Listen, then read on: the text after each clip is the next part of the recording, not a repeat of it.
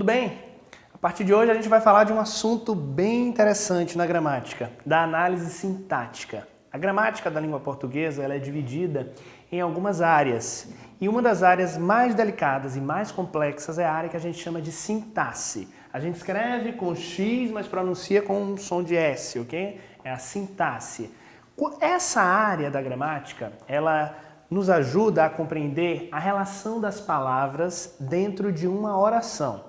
Então vamos lembrar um pouquinho quando a gente começou a aprender as palavras, a divisão em classes, que a gente aprendeu que dentro da morfologia as palavras ocupam alguns grupos e esses grupos são chamados de classes gramaticais ou classes de palavras, que existem várias na língua portuguesa, num total de 10, né? Tal como o substantivo, o adjetivo, artigo, numeral, pronome, verbo, advérbio, preposição, conjunção e interjeição. Todos esses bloquinhos de palavras, eles fazem parte de uma área chamada morfologia, que se ocupa de organizar palavras que têm características em comuns em grupos comuns. Por isso que a gente chama cada grupo de classe.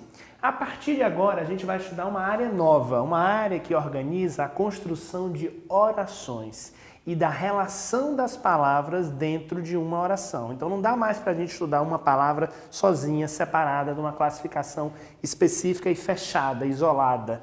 Agora a gente vai fazer um estudo que predetermina que para eu saber a função de uma palavra dentro de um contexto, eu tenho que relacionar essa palavra com outra.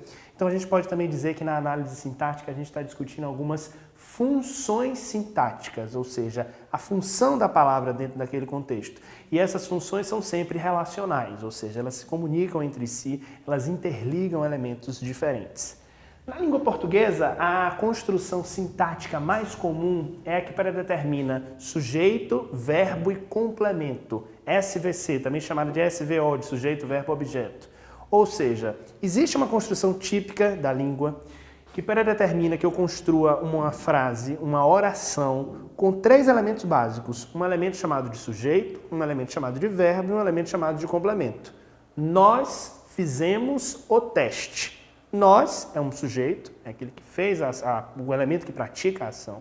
Fizemos é um verbo e o teste é o complemento do verbo. Essa estrutura, sujeito, verbo, complemento, é a estrutura básica da sintaxe da língua portuguesa. Ela vai se repetir em diversas construções linguísticas. Em todas? Não, mas na maior parte delas. Por isso que ela se convenciona como regra.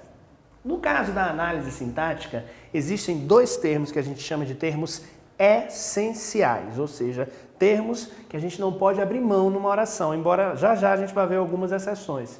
Esses 2 termos são o sujeito e o predicado. O tema da aula de hoje é o sujeito, porque ele é tão particular, ele é tão essencial, ele é tão necessário, que ele é o primeiro elemento que a gente estuda quando começa a se debruçar na área de sintaxe. Vamos lembrar então que na construção de uma frase que tenha propriedades sintáticas, eu vou precisar de alguns elementos básicos. E o elemento mais básico de todos é o verbo. Por isso que eu digo que são termos essenciais da oração. Lembra do exemplo, nós fizemos o teste? Eu tenho um verbo aí, fizemos, essa forma verbal do verbo fazer, que indica que uma ação foi praticada. As orações dependem dos verbos. Eu preciso de um verbo para chamar essa construção de oração.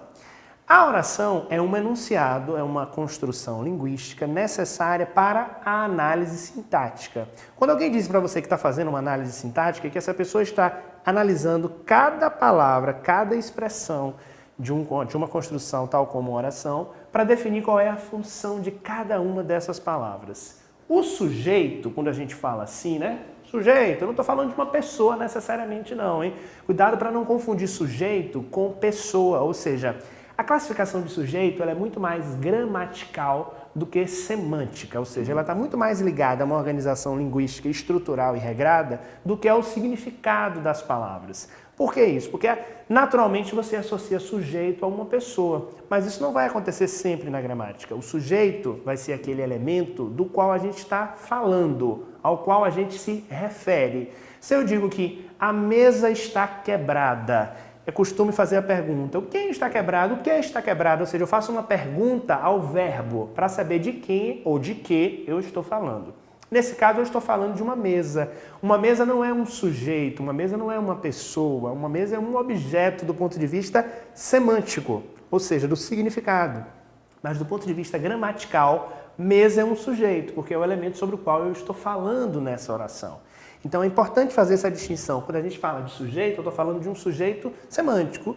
Não, eu estou falando de um sujeito gramatical, de uma organização de sujeito, verbo e complemento. Lembra disso, ok? Sujeito não é sempre pessoa. Então vamos pensar que eu preciso identificar também quem é o núcleo do meu sujeito. Quando eu falo em núcleo, eu estou falando do elemento central, elemento esse que é indispensável na construção linguística, na construção oracional. Vamos ver um exemplo? Os novos empreendimentos inaugurados na cidade podem trazer benefícios para os moradores. Percebe que há um destaque aqui para a palavra empreendimentos, porque essa palavra apresenta o significado central desse sujeito. Do que eu estou falando nessa oração? Eu estou falando de novos empreendimentos inaugurados na cidade.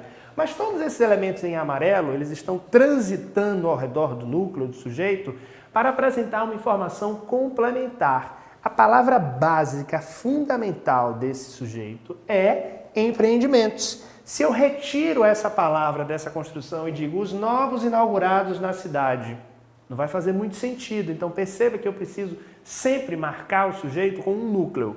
Alguns sujeitos vão ter muitas palavras, como é o caso desse. Os novos empreendimentos inaugurados na cidade.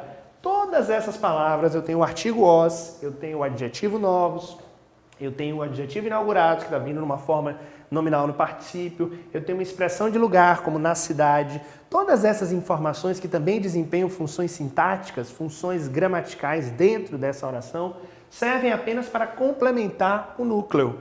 Sem o núcleo eu não consigo identificar o sujeito. Então sempre pense nisso. Quem é o núcleo do meu sujeito? Qual é a palavra principal? O que vem depois do sujeito é a informação sobre o sujeito, que é o chamado predicado, que é o tema de uma outra aula.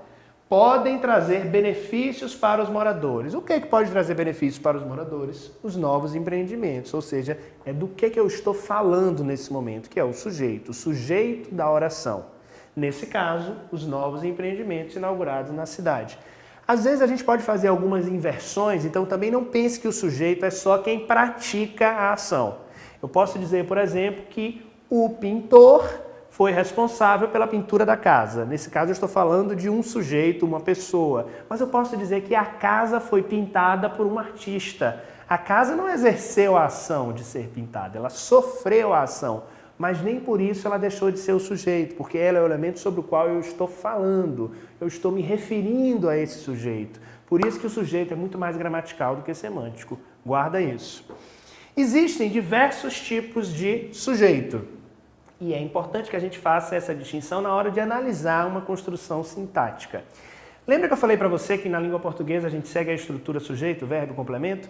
Mas às vezes eu posso fazer uma inversão nessa organização, o que não vai impedir que o sujeito e o predicado sejam os mesmos elementos. Mas por uma questão estilística, por uma questão organizacional, posso fazer algumas inversões. Isso pode acontecer. Quando não acontece, quando é fácil de identificar, a gente localiza o sujeito antes do verbo, embora ele possa vir depois. Mas na maioria das vezes nas construções ele vai vir antes, ó. Os novos empreendimentos podem, o verbo vem depois do sujeito. Mas em algumas vezes pode acontecer uma inversão, é natural. Não se assuste, pense sempre sobre o que nós estamos falando ou sobre quem nós estamos falando. Quando a gente fala em um sujeito simples, significa que há apenas um núcleo, ou seja, eu estou me referindo a um elemento em especial. Esse exemplo, aqui parece que tem muitos elementos no sujeito e tem mesmo, mas o núcleo só existe um, que é empreendimentos. Então, nesse caso, mesmo com várias palavras compondo este sujeito é um sujeito simples, porque ele tem apenas um núcleo. É o que define ser simples, é a presença de um núcleo.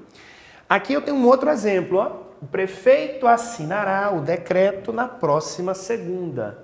Quem é o sujeito dessa oração? Eu pergunto ao verbo. Quem assinará o decreto na próxima segunda? O prefeito. Nesse caso, o sujeito é uma pessoa, nesse caso, nessa oração. O prefeito é um sujeito bem curto, que tem um elemento modificador, que é o artigo o aqui, que está sendo utilizado antes, e o núcleo, que é prefeito, que é a palavra principal, a informação mais relevante desse sujeito. Então, nesse caso, eu chamo de um sujeito simples, só tem um núcleo. O sujeito composto é o que apresenta mais de um núcleo, e não necessariamente mais de uma palavra, mais de um núcleo, ou seja, existem duas palavras que são importantes nesse sujeito. O prefeito e os vereadores se reunirão para a assinatura do decreto. Não é mais agora apenas uma informação importante, são duas. Eu não posso simplesmente descartar a presença do elemento vereadores aqui, porque isso poderia afetar o significado do meu enunciado. O prefeito e os vereadores se reunirão para a assinatura do decreto. Ou seja, existem dois elementos compondo esse sujeito. Nesse caso, eu chamo de um sujeito composto. Dois núcleos composto. Um núcleo simples. Outros tipos de sujeitos que existem na língua portuguesa são o sujeito oculto, o indeterminado e o inexistente. Esses três, geralmente, geram algumas confusões, então vou ajudar você a conseguir fazer a distinção entre esses três tipos de sujeito. O sujeito oculto, embora receba este nome, ele pode ser identificado dentro da oração. Por isso que em algumas gramáticas esse sujeito é chamado de sujeito elíptico ou de sujeito desinencial. Por quê? Porque eu vou identificar quem é esse sujeito pelo elemento chamado desinência, que é a terminação de um verbo. Construções do tipo, fizemos o nosso melhor. Quem fez o nosso melhor? Nós. Dá pra gente saber que esse sujeito é nós por conta do verbo fizemos. E a terminação desse verbo indica pra gente qual é a pessoa do discurso. Nesse caso, nós. E é sempre importante você lembrar que o sujeito concorda com a pessoa do discurso ao qual ele se refere. Então, se eu estou falando de nós, o verbo tem que ir para o plural. Outra forma de identificar o sujeito oculto é com o pronome pessoal, no caso reto, eu. Gosto de comida italiana. Quem gosta de comida italiana? Eu. Dá para identificar esse eu, mesmo que ele não esteja presente, por conta da terminação do verbo gostar nessa construção, que é gosto. Então perceba, ele é chamado de sujeito oculto ou de desinencial porque ele marca a construção e a identificação desse sujeito por conta da desinência. Um outro tipo de sujeito é o sujeito indeterminado, ou seja, como o próprio nome sugere, a gente não consegue identificar esse sujeito dentro da oração. Embora exista um verbo que marque que alguém praticou a ação, que alguém sofreu a ação, nós não conseguimos identificar o sujeito. Construções do tipo, encontraram as provas do crime. Quem encontrou essas provas? Quem foram essas pessoas que encontraram? Por mais que você possa dizer que a gente pode identificar isso com eles ou elas, que são pronomes pessoais que também podem funcionar como sujeito, não sabemos quem são eles e quem são elas. Ou seja, não há uma especificidade que permita a identificação desse sujeito. Por isso que nesse caso, nessas construções com verbos na terceira pessoa do plural ou na terceira pessoa do singular, a gente não consegue identificar o sujeito e a gente chama de sujeito indeterminado. Diferente do sujeito inexistente, que também consta nas gramáticas e nos livros de português como oração sem sujeito. Ou seja, esse tipo de construção, de fato, não tem sujeito. Lembra que eu falei que o sujeito é essencial na construção sintática?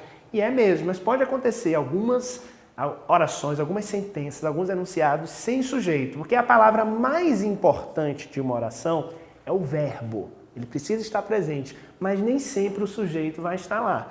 Nesse caso do sujeito inexistente, a gente tem alguns exemplos, tais como os verbos que indicam fenômenos da natureza, como chover, trovejar, nevar, que são verbos impessoais que não possuem sujeito, tal como construções que indicam tempo, como o verbo fazer, quando eu digo faz dias que a gente não se vê, nesse caso eu mantenho no singular mesmo, ou construções com o verbo haver, há evidências da sua participação no projeto. Esse HA com acento do verbo haver, ele também não apresenta sujeito. Então, diferente do indeterminado, que a gente sabe que alguém praticou a ação, mas não consegue saber quem foi, no caso do inexistente não há sujeito. É uma ação praticada por meio de um sujeito que a gente não consegue identificar porque ele não existe. Por isso que é chamado de oração sem sujeito. Então, oculto eu identifico por conta do verbo, o indeterminado não é identificado, mas a gente sabe que ele existe, mas infelizmente não pode ser determinado, e o inexistente, de fato, ele não existe, é a oração sem sujeito.